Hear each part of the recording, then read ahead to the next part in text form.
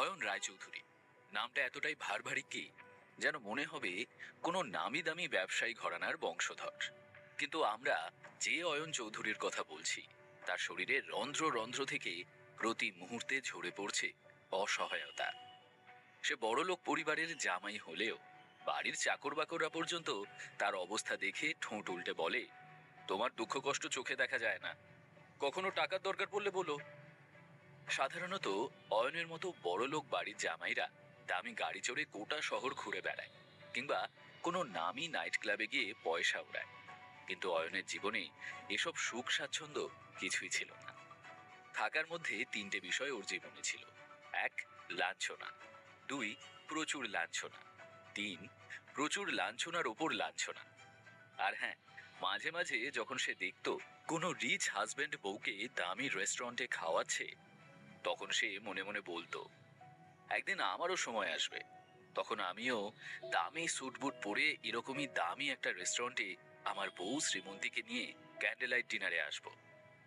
আর যখন ও আমার গলা জড়িয়ে ধরে রোমান্টিক গানের সাথে একটা ডুয়েট ডান্স করবে, তখন তো রেস্টুরেন্টে থাকা সব বড় লোকদের চোখ একেবারে ধাঁ দিয়ে যাবে। ভাবতে ভাবতে ঘুমের মধ্যেই অয়ন কোলবালিশটা শক্ত করে জড়িয়ে ধরল বুকের মাঝে। আর তখনই অয়নের ফোনটা বেজে উঠল। ঘুমটা ভেঙে হন্তদন্ত হয়ে উঠে বসে অয়ন দেখল দিশা ফোন করেছে। দিশার নম্বরটা দেখা মাত্রই অয়নের মন থেকে সব রং যেন উড়ে গেল। দিশা ওর স্ত্রী শ্রীমন্তীর কাজিন। সত্যি বলতে কি, মেয়েটা কোনো সময় অয়নের সাথে ভালো করে কথা বলে না, সর্বক্ষণ অয়নকে নিন্দে মন্দ আর ছোট করতে ব্যস্ত থাকে। অয়ন বেজার মুখে কলটা রিসিভ করতেই ওপাশ থেকে দিশা বলল, কি হলো অয়নদা, ফোনটা তুলছিলে না কেন? সামান্য একটা কল রিসিভ করতেও এত সময় লাগিয়ে দাও তুমি? দিশার কথায় অয়ন জবাব দিল, না না দিশা, আসলে আমি। কিন্তু অয়নকে মাঝপথে থামিয়ে দিয়েই দিশা বলল, যাই হোক, আগে আমার কথাটা শোনো। আমার একটা কাজ করে দিতে হবে তোমাকে।